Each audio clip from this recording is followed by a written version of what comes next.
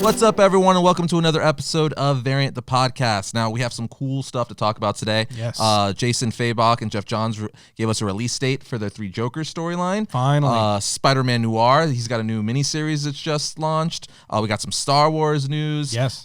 Christian Bale and Thor news. Lots of cool stuff to talk about. But before we do that, we want to address COVID-19. Yes. Obviously, this has been a really crazy week for the entire world. And it's reached our borders here in the United States in the past week and a half, 2 weeks. And, you know, it's pretty much affecting everything at this point. For sure. On some level, people are very concerned and worried, and we share those things. I think everybody's got to be careful not to panic, obviously, and all that kind of a thing. And, we're all doing our part, washing our hands and all that kind of fun stuff. We want to definitely wash the hands. Yeah, wash hands. Don't touch your face. Do the vampire cough in your arm. All that stuff. Cough in your arm. Do no harm. Yeah, right. Yeah. So, we want to address it with some levity. I think, we need that right now. There's a lot of serious things going on. The markets are reacting very crazy. I'm neck deep in the investment world and things like that in business. So there's a lot of things happening that are, kind of scary right now. So we're going to do what we always do. We're going to address it with our love of comics and the world of geekdom right. and stuff like that. But it has actually reached the shores of the world of geekdom. It has. As well. And there's really nothing that's going to be left untouched by this, especially on the economic side and just the human side as a whole, I think. And the Comic-Cons is right in there. Well, so we've already seen Emerald City Comic-Con, which was about to happen. Canceled. Got postponed. Right. So it wasn't officially canceled like South by Southwest was flat canceled. Oh, they didn't postpone that? They just canceled it. Okay. Which is just wild considering the size. If you've ever attended South by Southwest and you know the size of that event, that's just crazy to think about. It's the first time in its entire history that it's ever happened. But that was canceled. Emerald City Comic-Con, by contrast, so far, as of right now, they're saying it's being postponed to the summer. I don't believe they have any no definitive dates. Right. Yeah, no definitive dates yet. They're going to notify, but they're refunding everyone's tickets.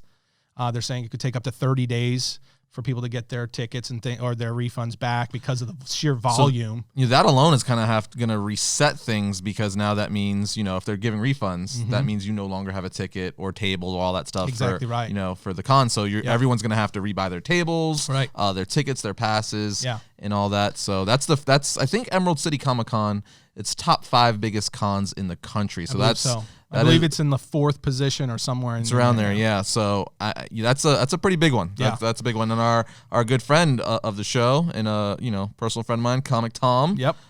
He's right in the heart of it, as he lives in Washington, and apparently his county actually had one reported death about a week or so ago.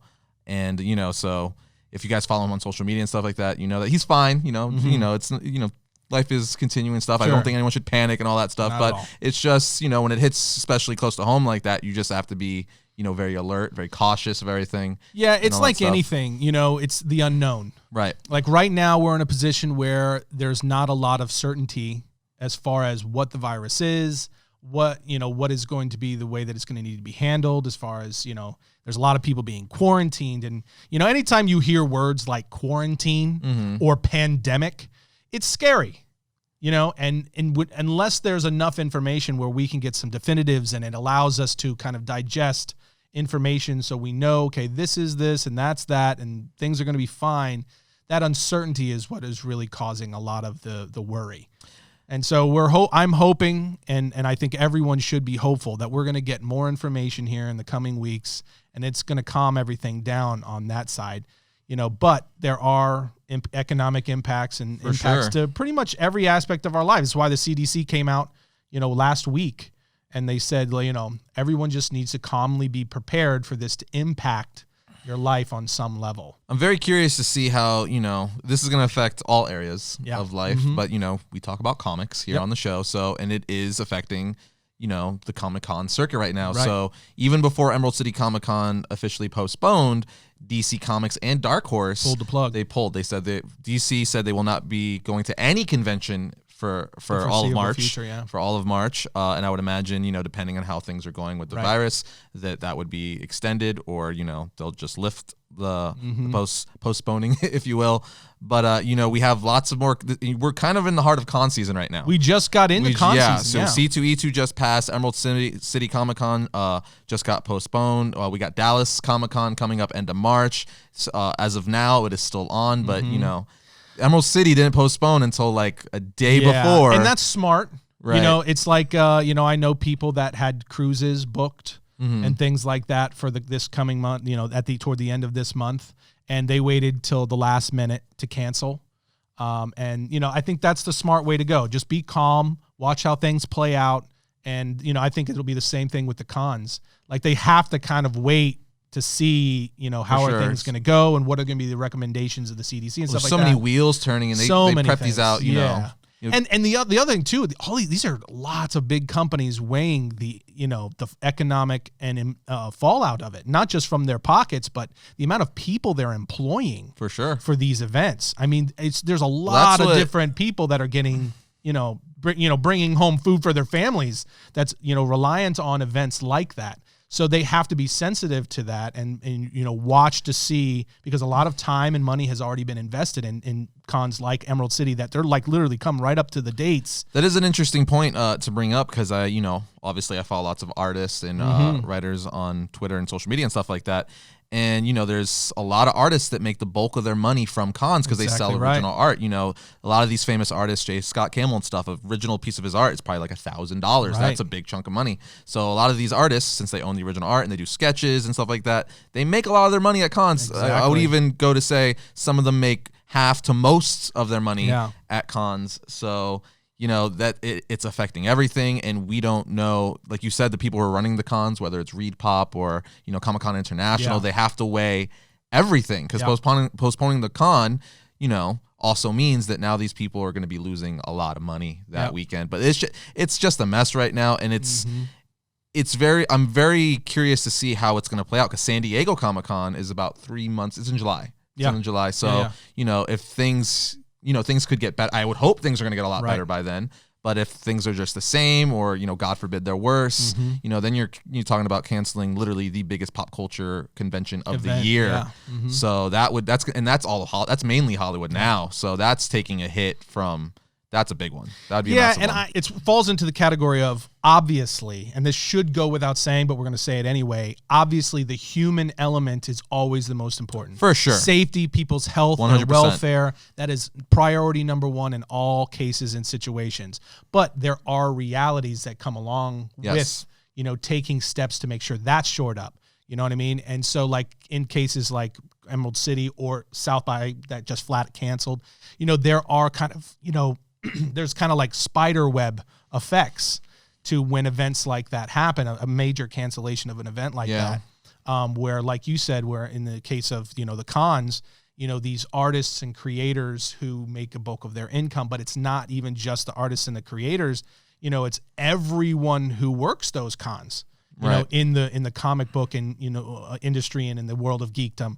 All of the different vendors that go to those cons and they set up and they sell their products and their comics and all these different things. For sure. I mean, that's a huge part of that, and it trickles down. So we're kind of in a time just where everybody needs to do their best to stay calm, but also be aware that we're in a time where we need to be compassionate, sensitive, and also look out for each other, because there is going to be effects kind of across the board, both on terms of health and in the economic side, just for a lot of people. Yeah, very. So it's definitely going to be a thing, we're going to keep talking about if, things and keep we were changing going to talk about it last week, right. But, we try to keep it up, positive and upbeat here, because there's just enough of the negative out there that we don't feel like we need to add to that, kind of give you a respite, a break from that.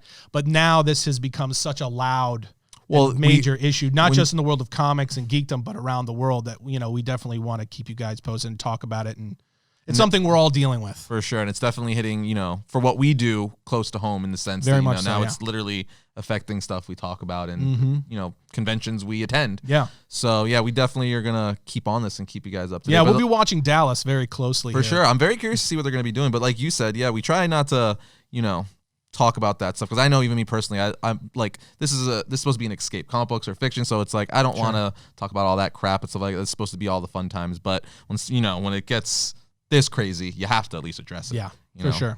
But with that said, now let's talk about fun stuff. Yes. Fun stuff. There is fun stuff to talk about. All right, I'm a big Batman fan, and this just got announced. Now, we knew that Jeff Johns and artist Jason Fabok have been working on the 3 Jokers storyline, right? For what seems like eternity. A long time. According to Jason Fabok, it's been in development since 2016. Crazy. So, and then after that, he's been working on it for 2 years. Wow. So, whatever. I'm just excited it's here. I'm excited it's here.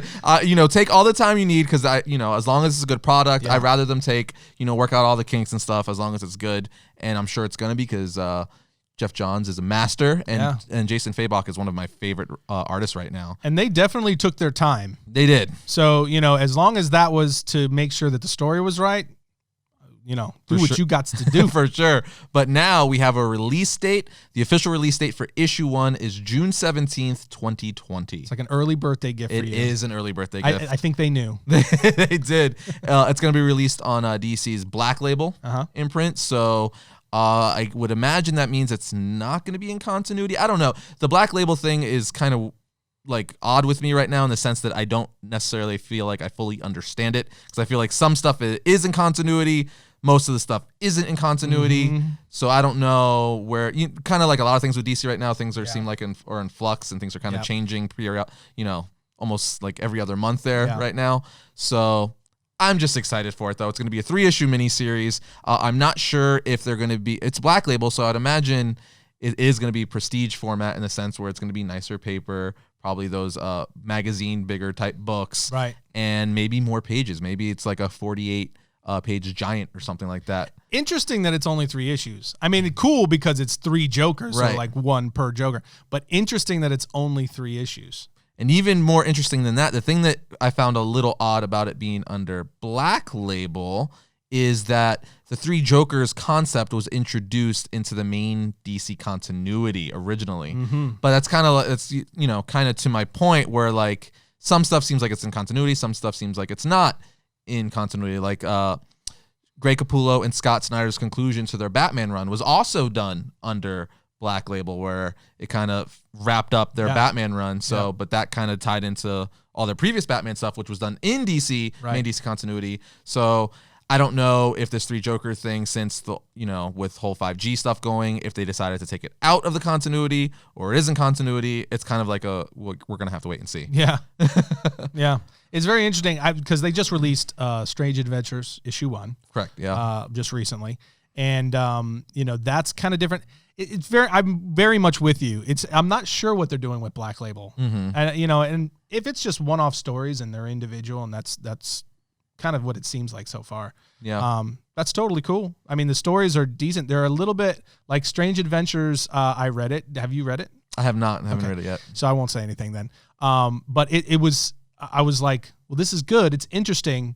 But I was like, because it's the first Black Label that I've really read. The rest of them you've kind of told me about, and I haven't really dove into myself. But I read it. I was like, oh wow, this is like an R-rated comic book. 100%. That's exactly what it is. Yep. It's like, so I wasn't ready. I wasn't used to it, I guess. Right. But I think it's an interesting concept. I'm just curious to see, like everything else with DC, I'm just curious to see where they're going to go with it. Or are they going to stay with it? Are they going to keep doing that? I don't know, because I know originally when they first announced Black Label, it was kind of like you had like it was to distinguish that this is a more mature comic book. Yeah. Right? So like that's going to be, like you said, your R-rated. Yeah. This is for adults. Then you're going to have your main DC continuity, that's going to be like PG-13, pretty much for everyone. And then you're going to have like they have their kids side, which the name is escaping right now, but it's for like younger kids and stuff like that. So they have the three branches basically. But now I think Black Label is kind of like a mixture of the two, where it's still very much R-rated from adults and stuff, but it seems like some of it is going into the continuity when the writer wants it to, when it fits the narrative or something. Yeah. It's interesting. Yeah, like I said, I even told you, like I was like 2 or 3 pages into the book and there was like a full blown like panels of like a sex scene. But like, relatively graphic for what you would see in a comic book. And I was just like, Oh, that's different for DC. We'll never forget Black Label, Batman Damned. We saw Bruce Wayne's penis. That's right. We did. I did know that. So I guess I shouldn't have been surprised because we did get a little glimpse of the Wayne penis. It was Batwing. But let's stay in the DC world real quick. We got some movie news. Shazam 2 is apparently going to start filming later this year. Yep. And there is rumblings, there is rumors, if you will, that Henry Cavill will be reprising his role as Superman in Shazam 2. And if this turns out to be true, yes, please God, yes. I mean, they alluded to something with Superman at the end of the first Shazam, but without actually implying that he was going to play any kind of a role. He just made an appearance at the end there in the cafeteria. It would be a very smart and fun way to bring, Henry Cavill back into the fold. Wouldn't be surprised at all. You know how I feel. I feel that that would be foolish of them to move on from him as Superman. If they're going to do anything with Superman at all, he's just such a great Superman. But, also you've already kept so many of the players from the Zack Snyder, DC verse. Why not keep the best one? Right. Henry Cavill as Superman. It just makes all the sense. And like I've said, I really want to see them give him Warner give him a shot at doing like another really like a solo film. Isn't it shocking we haven't got a sequel to Man of Steel? Dude, nothing. It's so crazy because that's definitely one of the better, if a lot of people would say the best DCEU movie still. So that's really shocking. But you're wading into dangerous waters right there, pal. But what I want to see with this movie, if this rumor turns out to be true, I think it would be so cool to see Superman basically kind of training Billy Batson's, slash that Shazam. would be cool, yeah. And then by the end, they come into confrontation with Black Adam, because we know Rock is actually, he's been posted on Instagram. He's currently training right now for his Black Adam physique. Yeah. So we know that's going to start shooting later this year as well. So I don't think it's a coincidence that they're both going to be shooting around the same time. Because that just means they could cameo in each other's movies easily because they're both going to be filming. Yeah. So, perfect world for me. Superman's in Shazam 2. He's working together with Shazam, training him. By the end, we get a tease where now they have to fight Black Adam. That would be awesome. And I know you and I have kind of tiptoed around that idea in the past.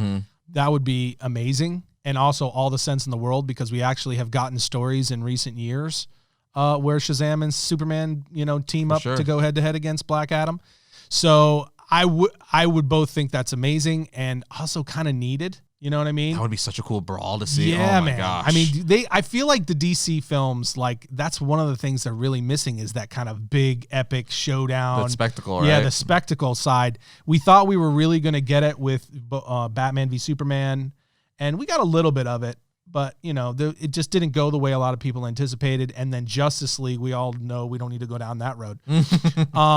So it would be great to see something like that kind of, you get the Black Adam solo film and then Shazam 2 comes down and that culminates with like that epic, just massive showdown between the three of them. I can't even imagine, if done right, how amazing that would be on the big screen. So fun. Like, you're talking about like some of the titans in the DC universe just going at it. Like, I don't know if you people listening or watching have seen the animated short film of Shazam, Black Adam, and Superman. Oh, right. From several years back, but it would basically be that. Yes. That's essentially what it would be, just live action. And I want that. And Black Adam is such a dope character. He really is. Like, because of it's the whole, Egyptian mysticism and all of that kind of stuff, mixed in with like that, just the Superman-like power. Same thing with Shazam. But Black Adam, you're not going to like this statement. I think Black Adam is actually cooler as a character. Than who? Than Shazam. I know. I'm sorry. I'm sorry. Well, no, I'd give you like he's more complex in that sense. Yes. Okay. Just for me personally, just his character, his backstory, but also just the character himself, even just in his Black Adam state as the villain. He's just such a almost more like regal, anti-hero side, because he thinks he's doing good. It's that kind of like, Thanos in Infinity War and Endgame, where he thinks that he's doing the right thing. Gotta save his people, he's a man. Tyrant. Yeah. You know what I mean? It's I just think he's a really dope character. So I'm also I'm torn on Dwayne Johnson, The Rock, playing Black Adam. We'll see how that goes, but it has all the potential in the world. I'll tell you one thing. He's going to look amazing. Oh, in yeah. that and he is not going to need a muscle suit. No. No. Didn't he even say that? I think Wasn't like his joke? He's like, I won't need no muscle suit. Can you imagine being Zachary Levi having to like... I'm sorry, buddy. Right? I love Zachary Levi and stuff, but there's no way he's going to get the physique. I mean, he's The Rock. How tall is Zachary Levi? 6'something". He's pretty tall.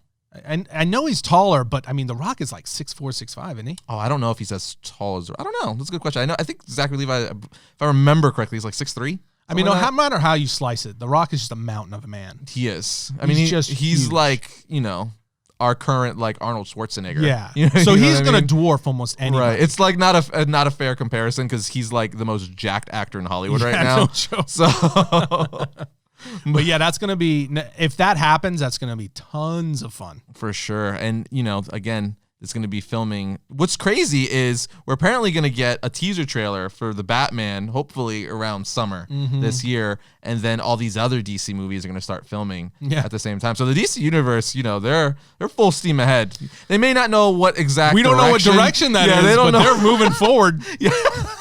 That's someone to say. They may not know where they're going. We'll get somewhere eventually.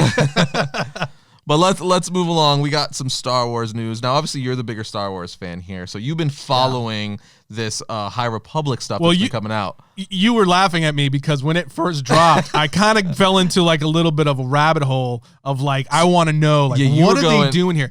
So, okay. So here's where I've landed with this. And it's not going to be a shocking. Well, let's get everyone up to speed of what High Republic is, just so they know. Okay. So we talked about it. We talked about it already on the show. But High Republic is, of course, the new book initiative or the new story initiative that is coming out of Lucas Publishing, Lucas Arts, that they are going to be releasing both novels, comics, children's stories, all kinds of things. So it's going to be a series of stories that are set during the time period prior to that of the Phantom Menace and so on. So the Anakin and the Skywalker saga. Right. So, but it is not Old Republic. It is after the time period of the Old Republic.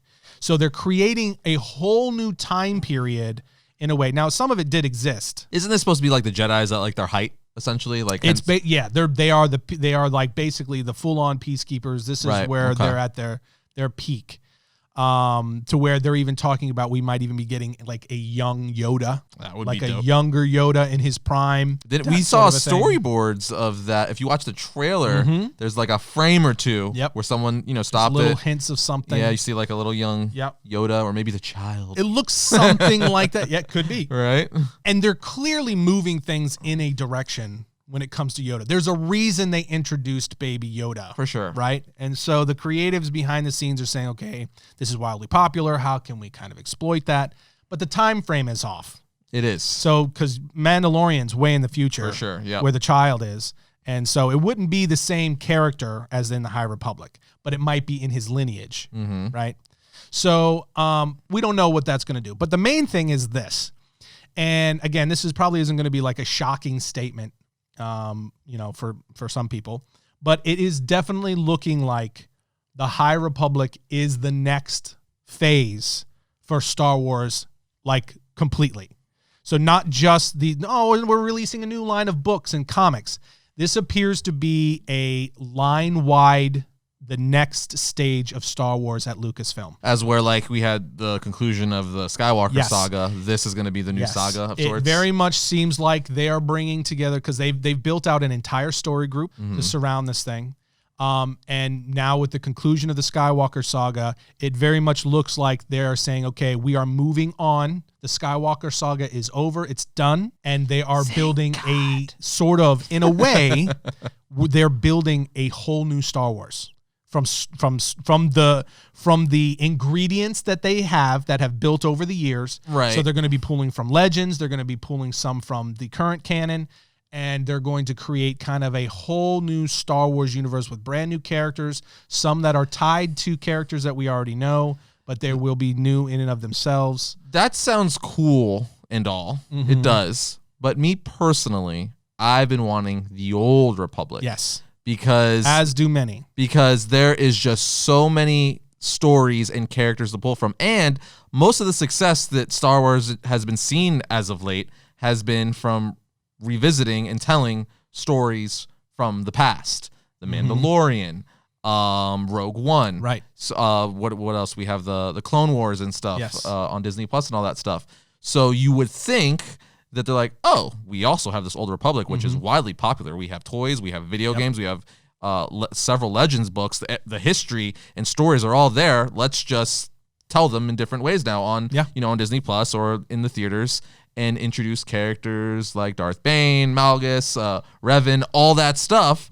That's what I personally want to see. So it's a little shocking to me that they're actually not, because it's all right there. So it just, even from a business standpoint, it would cost so much less money and resources to just take that than have writers and people and creative teams to create all new characters, all new universe, and hoping people like it when we already have something they know people love. Yeah. So that's a little shocking to me. Yeah, I couldn't agree with you more. And even beyond that, it would allow them to firmly establish a lot of the canon that's missing. Correct. As far as the creation of the Sith, the creation of the Jedi, Rule of Two, the Rule of the Two, where a lot of these powers came from, the Force, how the Force developed, all that kind of stuff, right? Oh, you're talking dirty to me. I know.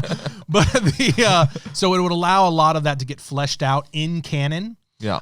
Some, they've hinted at and even added some of those pieces, like with the history of the Mandalore, Mandalore and everything like that, and the Mandalorians, Tal Vizsla and all these, or Tar Vizsla. I mean, so there's a lot of things they have added, especially Filoni through the animated series. For sure, yeah.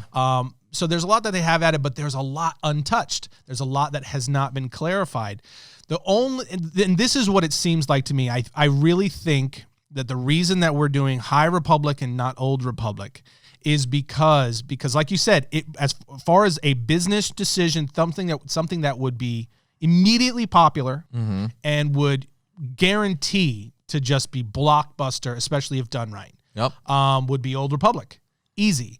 But you have to remember that there is a group of people that are running Lucasfilm that they want to do something new. They want to be able to, without feeling shackled to anything, they want to create new characters. And one of their big focuses, and it was so we got that 4-minute featurette about this new Republic. And if you're watching this, you're seeing some of it right now. Right. And we'll put the links for the entire featurette in the description. But there's an entire 4-minute featurette that actually shows this story group talking about what they're looking to do. And if you look at the whiteboard that they're working on inside the featurette, the theme that you both hear them talking about and you can read them talking about when you're looking at interviews and stuff about this, and what they are writing on the board is one of their big focus is identity and diversity. So representation, diversity, and that's something they don't feel like the Skywalker saga and Old Republic, that is already established in Legends and things like that. They would they would be dealing with the fan base, like backlash from the fan base, if they didn't draw heavily from Legends or Old Republic. They know that. They know we're going to be dealing with a lot of established stuff with Old Republic, more so than if we go over here and we just have this High Republic that is, there's, some stuff, but not nearly as much as Old Republic, coming from Legends, that is. So they're like, this age of this time period in the Star Wars universe gives us the most flexibility to really create new characters, new worlds, new storylines, new situations, and add a lot of the things that they're looking to do that I think they would feel more constrained in, if they go back to the Old Republic. Because, again, we've got video games from the Old Republic. We've got all kinds of storylines about the Old Republic. We got characters out the wazoo from the Old Republic that people are going to want to see them do on some level. And they don't want to deal with that, I don't think. I don't think they want to be shackled to that. I think they want to be able to just break out and tell the stories they want to tell and do the things. Now, whether that works out, we'll see. We haven't read anything yet. Right. Like, it could be very cool, because this is the other thing.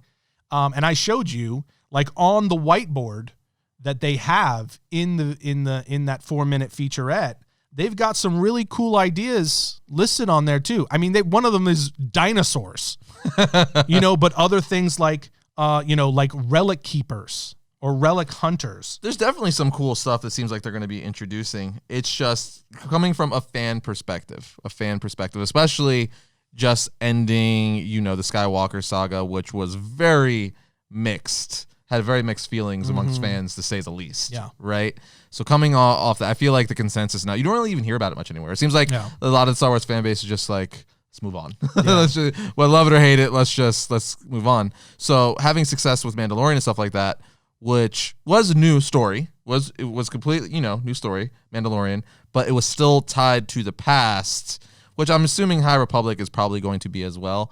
But I just know, like, from a fan, after finishing up all this stuff, it's like, yes, we're in the era where we're getting all this new Star Wars stuff. Now it's time to get like Darth Revan on the big screen and stuff like that. Because he's been in video games, he has action figures, yeah, sure, but we all know the money's at almost every company now is moving to streaming. That's right. The end goal. Everyone wants a TV show now or a movie, and that's what I want. Like, this could be awesome. I know, and I hope it is, because why would I want it to be bad? But I'm also, even if this is awesome, I'm still gonna want my Old Republic.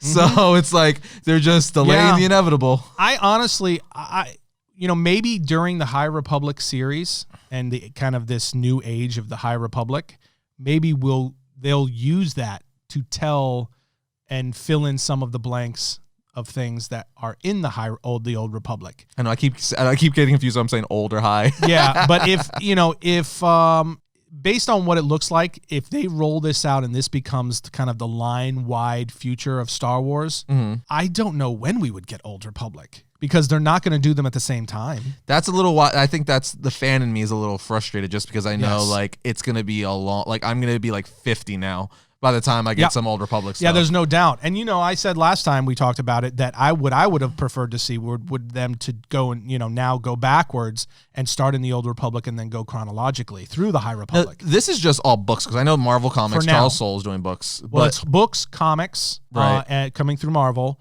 And then also they're using, publishing arm to do like children's books and things like that. Is there anything in there that would hint that this, that they're looking to already turn this into like a Disney Plus show or something like that? They are actually talking about it. They're saying that this is going to seep into, including things like the Mandalorian series. There's rumors that they're already drawing from some of the story beats that they're talking about to add into the mythology of the Mandalorian. So that'll be way in the future, but they'll be referencing things that happen in the High Republic. And there's still an unannounced Star Wars Disney Plus show, isn't there? So this could very well be this. Yep, it's possible. We don't know. Who knows? And it could be set in the High Republic, right? And just have kind of bounce off of it, because they're very much looking to do. It looks like kind of that Star Wars cinematic universe, but that does what Marvel's doing with Disney Plus. It's very much seems like it's going in that direction, where, because with Marvel, you've got now, especially under the leadership of Kevin Feige, everything is going to tie together. The comic books, the television shows, the films are all going to be in canon, and they're all going to be in continuity with each other on some level. And it very much seems like they're looking to go the exact same direction with Star Wars. That being the case, that means the Mandalorian series and everything else that comes out is going to start referencing some elements of the mythology from the High Republic books, comics, I'm curious, things like that. And then, as time goes on, I think we're going to quickly find out that they are developing a new trilogy that's based in the High Republic, et cetera, et cetera. I'm curious to see how this is all going to integrate into Galaxy's Edge in Disneyland and Disney World, just because I kind of feel like they pigeonholed themselves by basically just doing the back half of the Skywalker saga, and that's it. So it's like, but now they're developing just all these Disney Plus shows, High Republic, and who knows what they're going to do like 5 years from now. So I would imagine it would have to adapt. There would have to constantly be changing the world, but I don't even really think that that's like going to be that hard to do. No, I mean, because what I think they'll do is they'll probably just bake it into the background mythology of the land. They could, but as far as like, I'm talking about like actual structures and stuff like that, because when we went, like, they don't. If you say like Darth Vader, Yeah. They're like, oh, we've heard of legends. Yeah, but they don't like. It's like, what do you mean? It's freaking Darth Vader. Like that's Star Wars. Right. But I'm just very curious to see where this is all going. Mandalorian, I absolutely adored though. I love that freaking series. So if they just keep pumping out stuff like that, whether it's new stuff or old stuff, just give me good content, I guess. But I do want my Old Republic. And dude, I totally agree with you. But again, I will say some of the stuff that they were tossing around and that they're hinting at with this High Republic series sounds really cool. It does sound like cool. What I was telling you about, where like another thing that's on the whiteboard, and they even talk about it a little bit more in there. Some of the writers that are working on the story group is they want to pull and draw from ideas of like a King Arthur and the Knights of the Round Table and that era, Arthurian style of stories, and incorporate that in, just almost like knights and, just those kind of story and plot beats, and somehow incorporate that into the Star Wars universe. That's a really cool idea. But also they wrote down things like the Sith Empire, rival houses, right? Even like drawing something almost like a Harry Potter type thing, or Game of Thrones. or even like with the Mandalorians, what was going on with the Mandalorians and all the different houses and how they were rivaling. Also, they have on here Chaos Agents, Splinter Group Force users. So they've got some really cool ideas that they're bouncing around. How they're going to employ them is yet to be seen. I will say that my one concern, and this is I guess goes along with kind of our broader thing that we're seeing just kind of throughout the industry, not just with Star Wars, but with comics and so forth, is there needs to be more of a diversity of thought. Like, when they talk about diversity and representation, stuff like that, there needs for these stories to come out balanced, and to where they're universal and they really hit and a broad audience. There needs to be a balance of thought and opinion amongst the writing groups.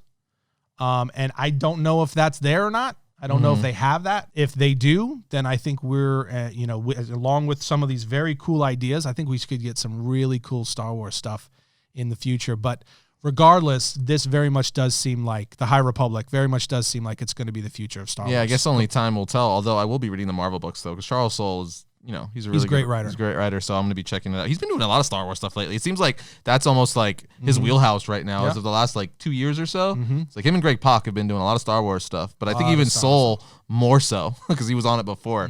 But staying in the Star Wars world, we got the novelization of Rise of Skywalker reveals that Rey's father was a failed clone of Palpatine. Yes. So that's pretty crazy. Again, I feel like it very much came and gone, but they're still revealing stuff.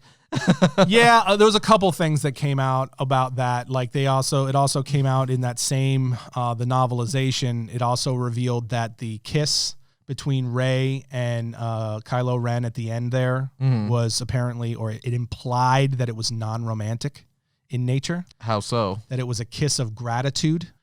So it kind of changed what they were doing and with the films. That and the clone thing. There was a couple of other things that came out. Look, here's my problem. Here's my problem with it. And I think you're going to think the exact same thing. If you're going to do these things, why are we finding out in a novelization of the story months later? Why didn't you put it in the stinking movie? Why wouldn't you explain to us how Palpatine existed, was back in a more clear and coherent way in the film that we paid a bunch of money and waited a long time to see? Well, I think that's that, Rise of Skywalker, not to the same degree, but a little bit, had that Justice League effect. Obviously not as bad, but in the sense that, J.J. Abrams was brought back to kind of, salvage things. You could only do so much considering what, Rian Johnson, did with The Last Jedi. So he's like trying to course correct it, because clearly there was a lot of struggles inside. We're like, no, they're not liking this, but we want to do this. So we have to find a happy medium somewhere to kind of make it all work. So, I think that movie, you could definitely tell that there were some internal struggles there, whether it be with J.J. Abrams in the studio or Kathleen Kennedy and so. So I don't know. I'm just kind of and and that's why I say it just makes me kind of shake my head, because it just feeds that whole idea that Star Wars that they kind of went off the rails in terms of their storytelling. And they started heading in one direction, and then everybody, I'll say a large number of people rejected it, the fan base. And so they kind of were scrambling to correct, and they just kind of lost their way. And now after the fact, even when the movie came out, we were hearing that there was stuff that got cut from the movie that explained things in better detail. Released the Abrams cut. Yeah. And now they're releasing this novelization of it, and, some of the copies of it, got passed around at C2E2. And now we're hearing these things, and we're learning that there is, the relationship between Rey and Kylo Ren was not romantic, that they were, I don't know, spiritual soulmates. I don't know, I don't know what that implies. Yeah. I don't know what even the reasoning for that would be. But even the whole thing about Palpatine, and she wasn't the actual granddaughter of Palpatine, that she was in a way Palpatine's daughter because she's the child of a failed clone of Palpatine. It's just very kind of convoluted. It just seems unnecessary. And it's like, why not just explain that? You know what I mean? It's just, I don't know. It starts to fall into I don't want to use the word dumb. It starts to fall into the just why? Why? Just stop. Well, moving on. Yeah, I mean, again, it very much feels like, they just need to move on from it. You know what's going to make you happy? Ice cream? Ice cream makes everyone happy, but we don't have ice cream right now. Right. But what I do have is a past Batman that's going to be a villain in the upcoming Thor movie. This is true. So that is so Christian Bale, basically, after several years, he played Batman several years ago. He's now coming back to the world of superheroes because he needs that blockbuster paycheck. He doesn't probably need it, but wants it. I'm going to go with no. And now he's going to be playing a villain in Thor: God and Thunder. We don't know what villain. We don't. I haven't even been hearing rumors of what villain he's going to be playing. Honestly, I'm like, Christian Bale is so selective about his roles. The fact that he signed on to play a villain has just that alone has me excited about the prospect of what it could be and what he's going to be doing. But let's be I feel like every A-lister, there's tons of A-listers. At this point, yes. And he's constant, it feels like everyone wants to have a piece of it now. Because every A-lister's I need to have my MCU role. Right. And now this is going to be his MCU role. So he doesn't want to miss the boat. Right. It's almost like a rite of passage at this point. Because it's you could just throw a dart at the Oscars and it's oh, they're in a Marvel movie. They're I got to do 2 movies and I get an eternal paycheck? Okay. So I'm very curious to see. A lot of people initially, before they said villain, Beta Ray Bill, which technically, because they're not initially friends at first. Yeah, but he's not a villain at all. No, but I'm trying to spin it here. I'm trying to spin it because not spread fake news. Maybe because when Beta Ray Bill is introduced to the comic books, they're not initially friends, and he actually fights Thor. So much so he wins the hammer, and Odin's like, "Yeah, now kill my son." He's like, "I'm not going to do it," and then he turns out to be a good guy, and they become brothers and stuff. But initially, they fight. So that what if that's the introduction to this movie? It's possible. So in that case, I think that the rumors so far would be wrong. They would be inaccurate. That he's not a villain. That he might appear to be a foe of Thor at first, but he's not a villain. Yeah. So that's possible. That's one of the things I was going to say was we don't even know if we're actually going to see Christian Bale. It might be a Josh Brolin situation where he's playing a motion capture role. Yeah, for sure. And it's a character that's going to be almost entirely VFX driven. And Christian Bale is going to be acting the role out and voicing the role and things like that. But we might not even see his face. We have no idea. I think he would be good and wishful thinking here. He'd probably be an awesome Beta Ray Bill. Oh, yeah. I think that'd be dope. Yeah. Because another thing is, if he does end up playing Beta Ray Bill, that also means he's going to probably be in multiple movies. Because I see Christian Bale being, wanting to be, sure, he might be a one and done, because, that's kind of the Marvel method with a lot of their villains, that they're only in one movie. But, he could be looking in, taking this role because, I'm going to be in a lot of movies if I'm this character, because that's not just a one and done character. Right. No, not at all. So that actually could be the future. You're right. Of the Thor side of things, because with Natalie Portman becoming Jane Foster, or as Jane Foster becoming Thor, we don't know how many movies she's going to play in that capacity. We don't know how many more movies that we're going to get Chris Hemsworth as Thor, what direction they're going to go with him. I assume we're going to find out, most of that in this next film. The fact that Stormbreaker already exists. Right. Beta Ray Bill has to come in eventually. Exactly. So it's a matter of time. And we know full well that they're moving the Marvel Cinematic Universe into the next stage and the next group of characters. And Thor is one of the last remaining big guys. Black Widow's already died. Iron Man's already dead. Captain America's Spoiler. out. Captain America's out.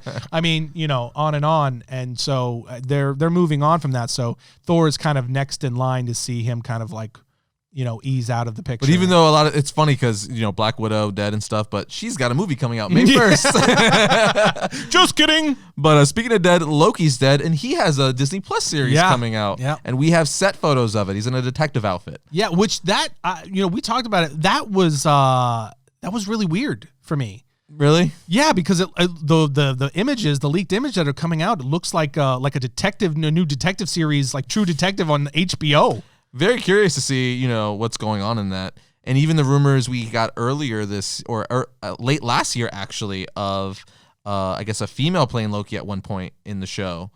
Because, so I'm curious to see what Loki's going to be doing. Like, because as we know in the comic books, Loki can, like, basically switch genders and stuff like that. And then, so I'm wondering what this is all going to play with. Now we see him as a detective. We're getting rumors of that. I'm very curious to see where the series is going. Yeah, same here. It's especially now with these leaked images, man. It really has piqued my curiosity of what they're going to do with it. We have to wait and see, obviously, but and we got a long whiles to wait. I think as of right now, I think it's a year from now that we have to wait before we find out anything. But I'm hoping we get a bigger teaser for some of these series here in the next few months, like Falcon Winter Soldier and WandaVision. That's the one I'm most excited for. I think WandaVision looks the most. It has me the most intrigued. It's so different. Yes. From the little bits we did see, it's very, very different. So I want more to see what that's going to be. But sticking with Marvel, but into the comic world, Spider-Man Noir. We both love Spider-Man Noir. Yes, we do. He's got a brand new miniseries. Issue 1 is currently on newsstands right now. Go to your local newsstand and get it. Get your Spider-Man Noir here. It fits, right? With Spider-Man Noir, right? It's got that Dick Tracy feel. Issue 1 is out, and it's a ton of fun. It really is. It is a ton of fun. I love the look of it. Looks really, really... And the fact that Jameson looks just like Dick Tracy. Yeah, man. That is... I was laughing so hard. Red tie, yellow fedora, and freaking trench coat. I'm like, I was actually looking. I'm like, is this Dick Tracy? Did they get rights to Dick Tracy?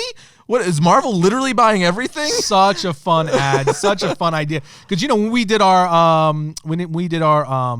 comic book characters that we would love to see get a TV series or a movie, right? Just here recently, Dick Tracy was one of my picks, right. At least of my honorable mentions of characters I would have liked to see that. And so that's such a fun ad for me. But just overall, I just think it's such a fun book. And I hope they keep they don't just, I know this is a mini series, but I hope they find another way to keep him going, because it's just such a fun add to the Marvel universe. It really, really is. I love that 1930s like Dick Tracy noir feel, and I would love for them to do a live action movie, a Spider-Man Noir, or even like an animated series on Disney Plus. That would be dope. He has appeared on this briefly in some of the episodes, but his own series would be really, really dope. But imagine but Sony has the rights for that. Yes. So that they wouldn't be able to do it without a partnership with Sony. But I don't know. Maybe Sony has. I'm curious to see later this year with Morbius and all that stuff coming out. This new arrangement that Sony has with the MCU. We're gonna start seeing revelations of that as Venom 2 and Morbius come out later this year. Fingers crossed. Fingers crossed.